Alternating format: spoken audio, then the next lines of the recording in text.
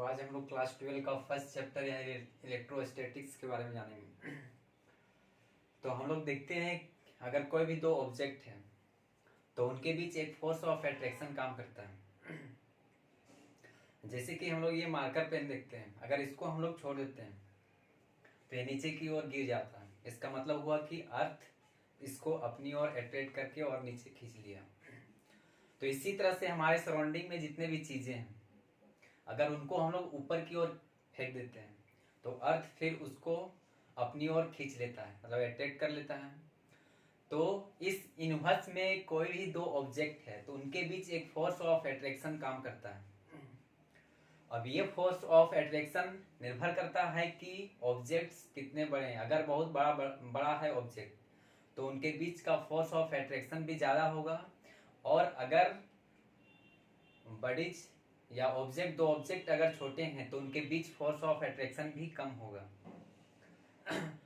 तो हम लोग जानते हैं कि कोई भी दो ऑब्जेक्ट है तो उनके बीच ये फोर्स ऑफ अट्रैक्शन कैसे काम कर रहा है। यहाँ पर हम लोग जाने हैं कि ऑब्जेक्ट जिनके पास मास है तो अट्रैक्ट करने का प्रॉपर्टी भी है। अगर ये मास नहीं होगा तो ऐसा ऑब्जेक्ट जिसमें मास ना नहीं हो या नगण्य हो तो उनमें अट्रैक्ट करने की प्रॉपर्टी नहीं होगा।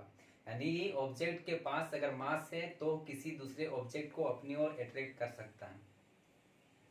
तो हम लोग देखें कि ऑब्जेक्ट के पास मास है तो अट्रैक्ट कर रहा है, मतलब मास जो है ऑब्जेक्ट का इनहेरेंट प्रॉपर्टी है जिसके कारण ये किसी दूसरे ऑब्जेक्ट को अपनी ओर अट्रैक्ट कर रहा है। और ये भी देखें कि अगर छोटा है ऑब्जेक्ट तो उनके बीच का अट्रैक्शन फोर्स भी कम होगा, और अगर ऑब्जेक्ट बड़ा है तो उनके बीच का अट्रैक्शन फोर्स भी ज्यादा होगा। अब हम लोग ऑब्जेक्ट का दूसरा इनहेरेंट प्रॉपर्टी के बारे में बात करेंगे। तो जैसे हम लोग कंघी को अपने बाल में रगड़ते हैं और रगड़ने के बाद कागज के पीसेस जो होता है उनके पास ले जाते हैं तो देखें कागज की टुकड़ा जो है कंघी की ओर अट्रैक्ट हो जाता है। तो इसका मतलब क्या हुआ कि यहाँ पर भी दो ऑब्जेक्ट आपस में अट्रैक्ट हो रहे हैं, लेकिन ये जो अट्रैक्शन आ रहा है तो ऑब्जेक्ट के बीच ये दोनों को आपस में रगड़ने पे आ रहा है। लेकिन पहले वाला जो हम लोग प्रॉपर्टी देखे थे इनहेरेंट प्रॉपर्टी, उसमें बिना कुछ किए दो ऑब्जेक्ट आपस में अट्रैक्ट हो रहे थे, लेकिन यहाँ पर जो है दोनों को अट्रैक्शन कराने के लिए आपस में रगड़ना पड़ता है।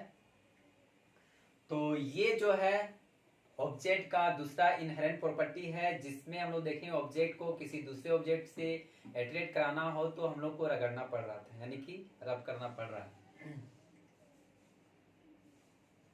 अब हम लोग जाने कि आखिर क्या ऐसा होता है कि दो ऑब्जेक्ट को जब हम लोग रगड़ते हैं तो उनमें अट्रैक्शन का प्रॉपर्टी आ जाता है। तो जब दो ऑब्जेक्ट को आपस में रगड़ते हैं तो एक ऑब्जेक्ट में पॉजिटिव एक ऑब्जेक्ट में नेगेटिव चार्ज यानी कि बड़ी चार्ज हो जाता है, जिसके कारण दूसरे ऑब्जेक्ट को अपनी ओर अट्रैक्ट करना शुरू कर देते हैं।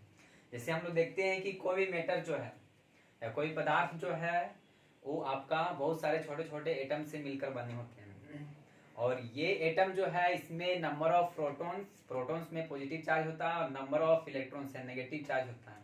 तो प्रोटॉन की संख्या और इलेक्ट्रॉन की संख्या सेम होता है। जैसे मेरे पास दो ऑब्जेक्ट है, मान लीजिए इसमें हम एक एटम को दिखाएं, इसमें बहुत सारे छोटे छोटे एटम हैं लेकिन हम लोग एक एटम के दिखाएं। इसमें भी बहुत सारे छोटे छोटे एटम हैं लेकिन इसमें सिर्फ एक ही एटम को हम दिखाएं। अब मान ले कि यहाँ पर नंबर ऑफ इलेक्ट्रॉन की संख्या 7 है और प्रोटॉन की संख्या भी 7 है। Number of proton number of electron same होता है, और प्रोटॉन जो है इसमें पॉजिटिव चार्ज होता है और इलेक्ट्रॉन जो है इसमें नेगेटिव चार्ज होता है। यानी पॉजिटिव चार्ज और नेगेटिव चार्ज की संख्या है। दूसरा ऑब्जेक्ट जो है उसमें मान लीजिए कि प्रोटॉन की संख्या 11 है, यानी कि प्लस चार्ज 11 है, और इलेक्ट्रॉन की संख्या 11 है, मतलब माइनस चार्ज भी कितना है 11 है।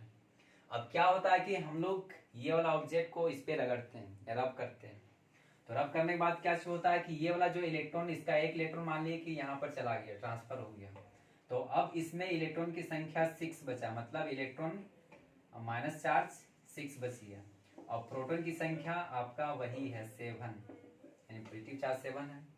अब इसमें एक नेगेटिव चार्ज आ गया यहाँ पर, नेगेटिव चार्ज आने पे यहाँ पर अब इलेक्ट्रॉन की संख्या एक बढ़ गया, तो 11 + 1 आपका 12 हो गया नेगेटिव चार्ज, और पॉजिटिव चार्ज 11 ही है। तो हम लोग यहाँ पर देखें 6 इलेक्ट्रॉन है और 6 प्रोटॉन को बैलेंस कर लेगा या न्यूट्रल कर देगा, तो बचेगा इसमें एक पॉजिटिव चार्ज। ये जो मैटर है इसमें एक पॉजिटिव चार्ज बचा, इसमें 11 इलेक्ट्रॉन 11 प्रोटॉन यानी 11 पॉजिटिव चार्ज को 11 नेगेटिव चार्ज न्यूट्रल कर देगा, तो एक नेगेटिव चार्ज बचेगा। तो इस तरह से ये वाला जो बॉडी है इसमें एक पॉजिटिव चार्ज आ गया और ये वाला जो बॉडी है इसमें नेगेटिव चार्ज हो गया। तो हम लोग देखें यहाँ पर कि ये बॉडी को इसमें अगर रगड़ते हैं तो एक में पॉजिटिव चार्ज हो जाता है और दूसरे में नेगेटिव चार्ज। तो इस तरह से नेचर में या किसी मैटर में चार्ज आ जाता है। अब चार्ज आने के बाद क्या चीज होता है उसको हम लोग देखते हैं चार्ज के डिफिनेशन से।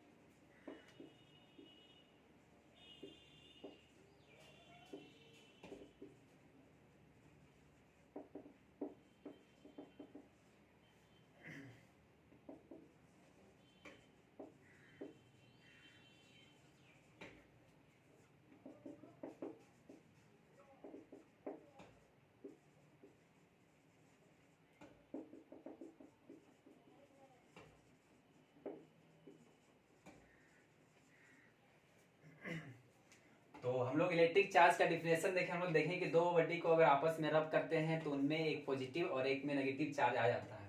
अब ये जो चार्ज आता है चार्ज का क्या काम है उसको हम लोग देखते हैं। तो चार्ज का डिफिनेशन देखते हैं। तो electric charge is a physical quantity which causes electric force in matter. तो किसी भी मैटर में अगर इलेक्ट्रिक चार्ज होता है तो चार्ज होगा तो दूसरे किसी मैटर को या दूसरे ऑब्जेक्ट को फोर्स लगाएगा। जैसे हम लोग देखें कंघी में रगड़े तो उसमें चार्ज आ गया तो अगर पेपर के सामने ले जाते हैं हम लोग तो फोर्स लगा के उसको अपनी ओर एट्रैक्ट कर रहा है, मतलब कंघी में चार्ज आ गया तो वो पेपर का पीसेस को अपनी ओर फोर्स लगा के खींच रहा है, एट्रैक्ट कर रहा है।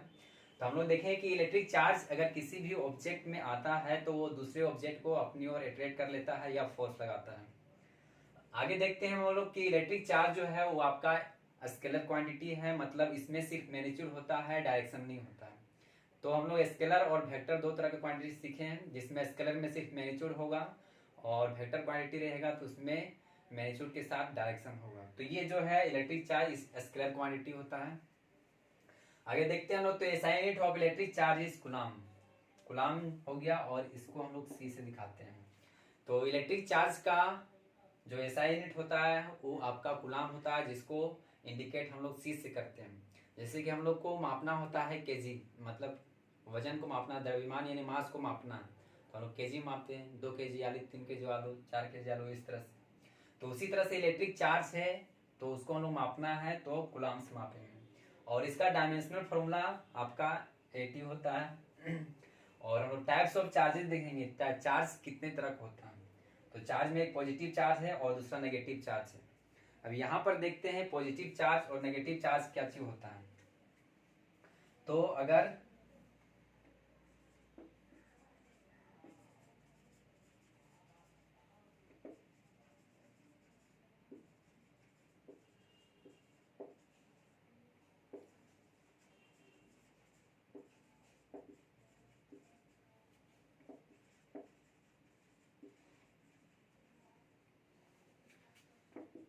तो हम लोग यहाँ पर देखते हैं कि अगर लाइक चार्जेस है, एक जैसा चार्ज है, तो दोनों के बीच रिपल्सन होगा, मतलब एक दूसरे से दूर हटाएंगे।